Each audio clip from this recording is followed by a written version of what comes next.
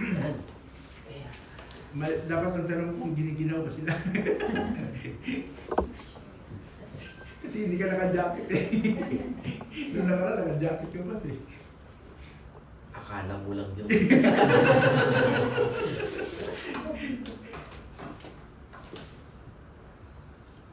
Amen. Nasaan na? Okay, nung nakaraan, we discussed about yung pagkakaroon ng faithless, no? Yung hindi pala faith pag walang action. No? Yan yung isa sa winawarningan sa atin ng Biblia na yung faith na walang anumang iniisip na kung paano mo ito ipamumuhay o isasagawa. Ito'y hindi pananampalataya. Hindi ito tinatanaw ng Panginoon. And we don't want that to happen to us. Pangalawa, pang-apat, faith must be nourished. Yan. Yung pananampalataya daw dapat ino-nourish. Pinapalago. Paano natin palalaguin yan? When ito po yung sabi ng kasulatan natin, when doubt attacked Abraham, God visited him to remind Abraham that he and his wife will definitely have a son. Yan, yung Genesis 17:1 hanggang 22. Kapag ka daw po aatakihin yung faith natin, dapat marunong tayong lumaban. That is what nourishment. Ino-nourish natin. Huwag yung basta maniniwala sa doubt. No? Huwag yung basta pag doubt na yung aatake sa atin at tayo'y nandun sa sitwasyon na talagang inhuman standard, talagang doubtful ka.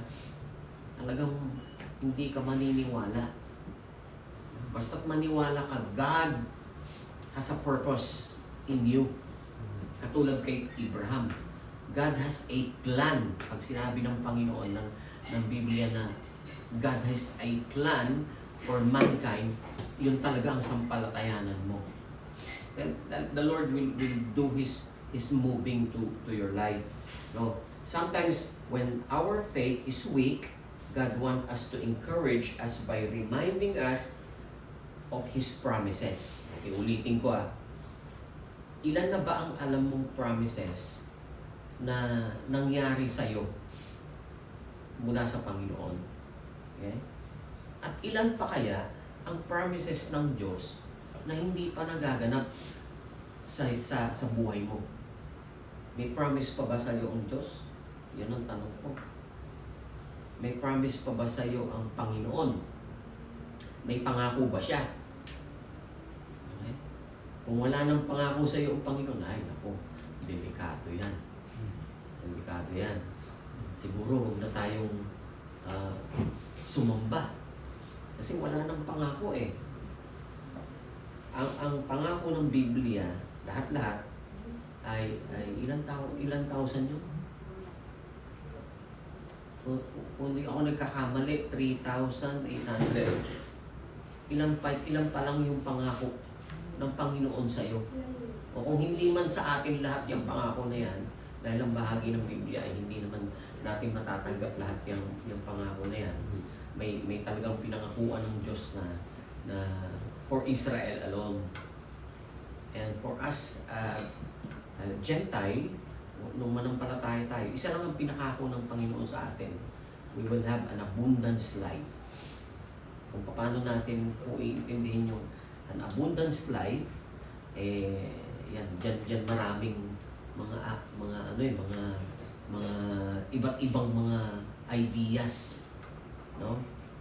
Pero binigyan tayo ng buhay ng Diyos. And that is very good and quality giving ng Panginoon sa atin.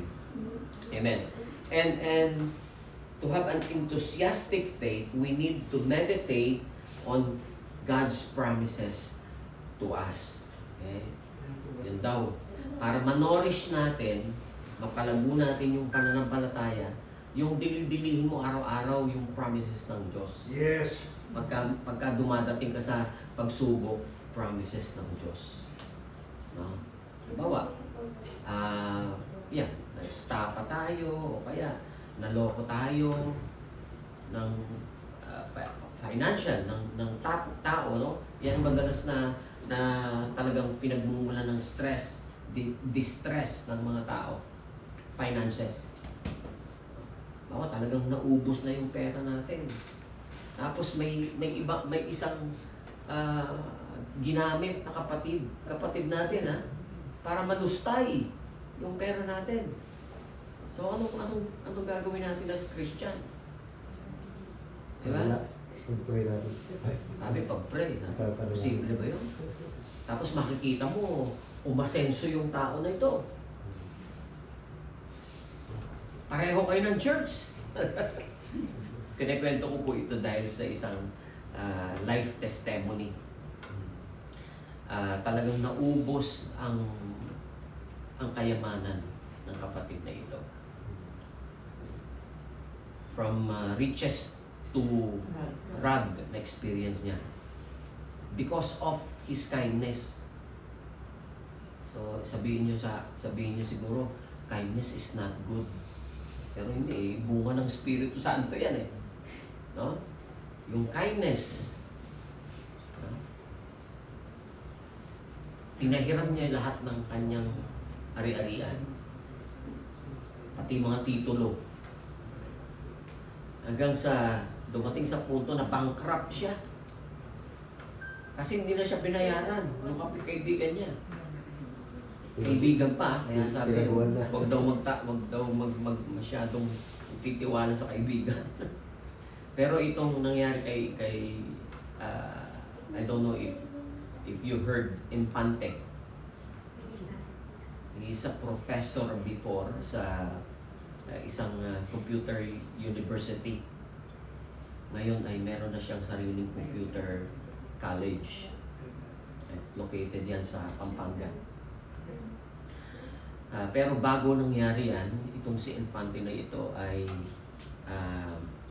dumaan sa lahat ng hindi niya iniisip na pagdadaanan nila. Hanggang napagbintangan pa nga siya na itong taong ito, si Infante na ito ay manggagamit. Kasi dumating yung time na from his richness, talagang naghirap pa siya. Naghirap na matinding-matindi. Ang tindi ng galit niya sa buhay niya. Lalo doon sa kaibigan. Pero sabi sa kanya ng Panginoon, forgive him and forget. Kayo pa naman mararanasan mo makitira sa isang bahay, tapos pagbibintangan ka na yung tinitirahan mo gagamitin mo lang. No?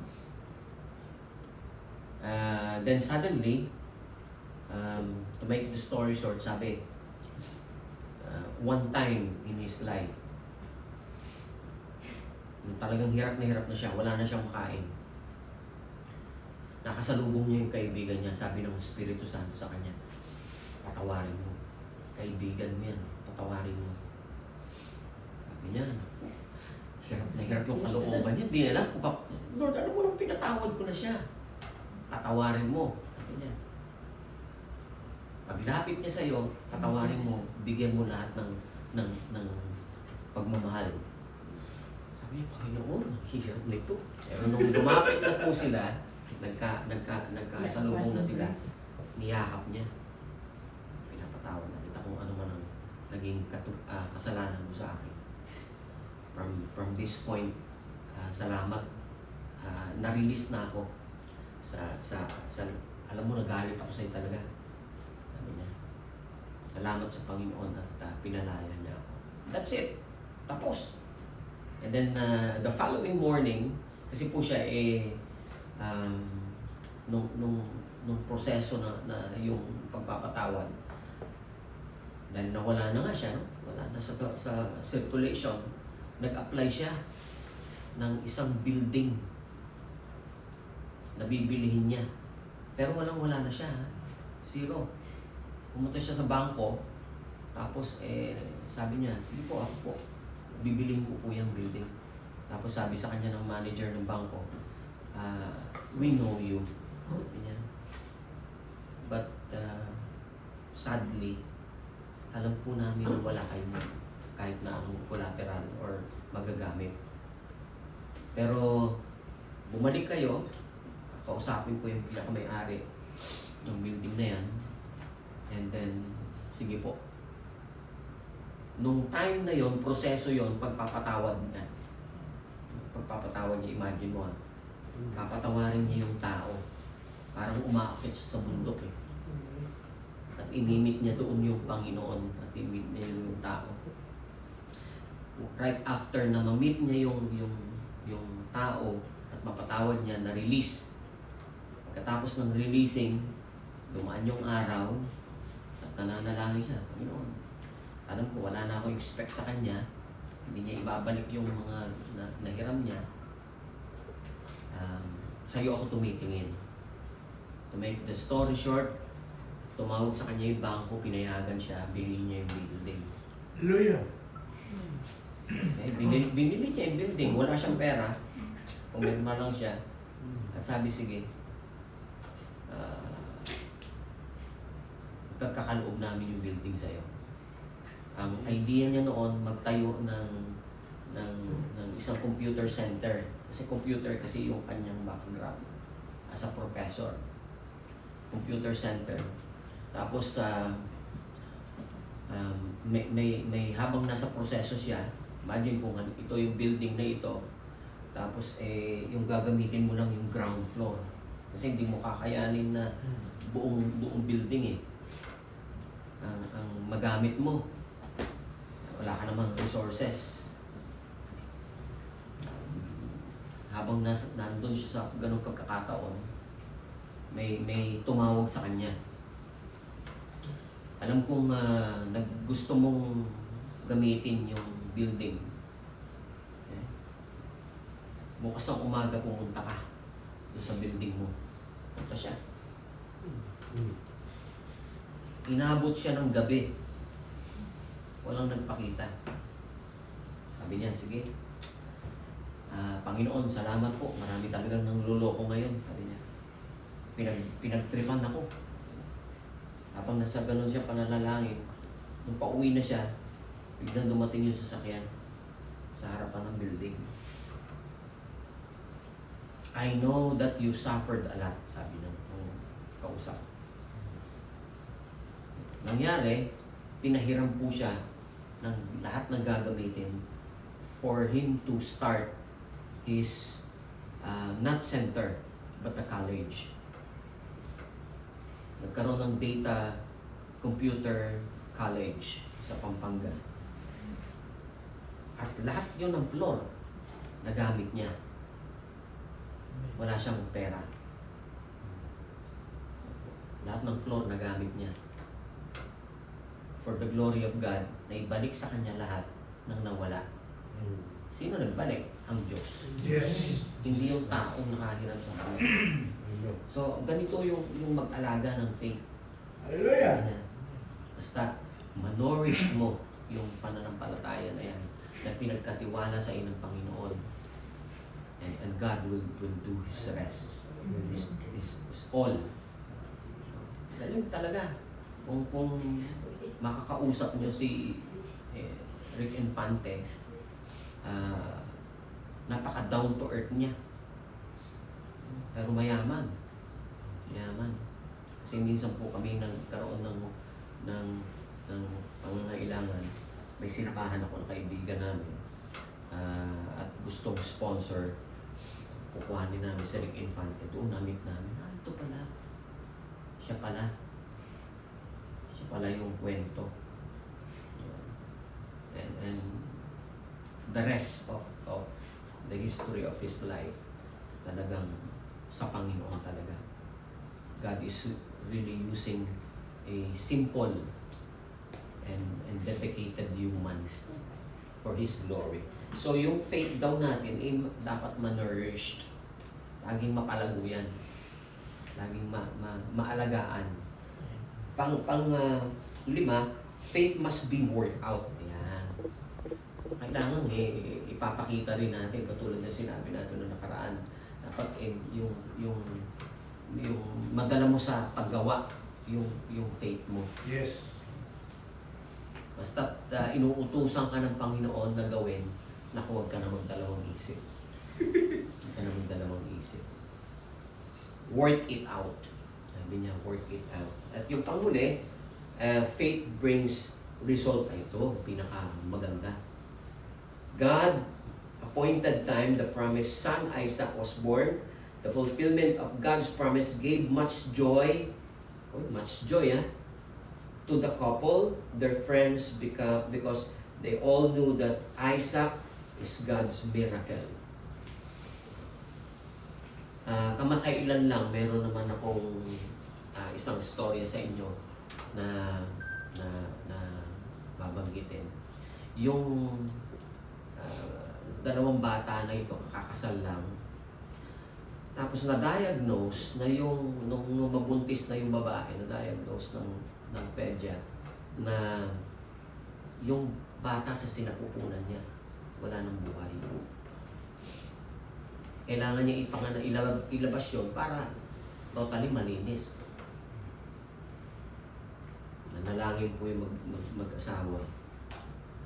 Tapos, nung manalangin, na-impress sila ng Panginoon na lumipat ng kabilang doktor, ng ibang doktor.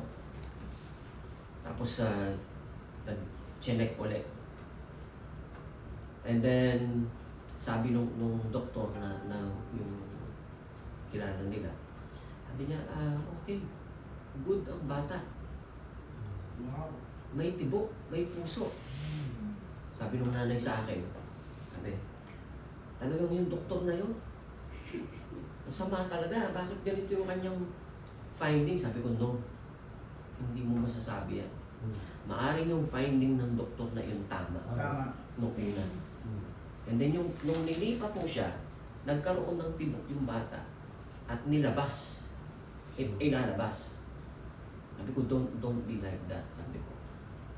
Sabi nung nanay mo nga, no? Sabi yan. So, yan po yung isa kong assignment sa January 5. I-dedicate yung anak nila. Hallelujah. Baby boy. Ilabas talaga na talagang normal. Pero sabi nung una, talagang wala na. Wala nang pulso. Wala nang yung tibok. Pero lumaki. At lalabas itong batang ito. Sabi pa nga ng mga magulang, pinagsisisihan nila kung bakit kami ganito, ganyan. Don't blame. God has a plan for every one of us, especially kayo pa. Dahil kayo yung mga lingkod ng Diyos. Pauwi nung nanay sa Pilipinas at nagbakasyon. Ayun, balitang-balita, tuwan-tuwa siya. At dahil sa katuwaan niya, ihahandog yung anak nila at ako maghahandog. Salamat sa Panginoon. So God is really good. God is really good. If you just know it, no? Ang Panginoon natin kapag binigyan tayo, di ba? Ang pananampalataya ay galing sa Diyos. Di ba? Kaya kailangan ito yung mag-result, sabi niyan. Bring it to result. Pag may pananampalataya ka, parang, ano ba yung unang sinabi? Ano yung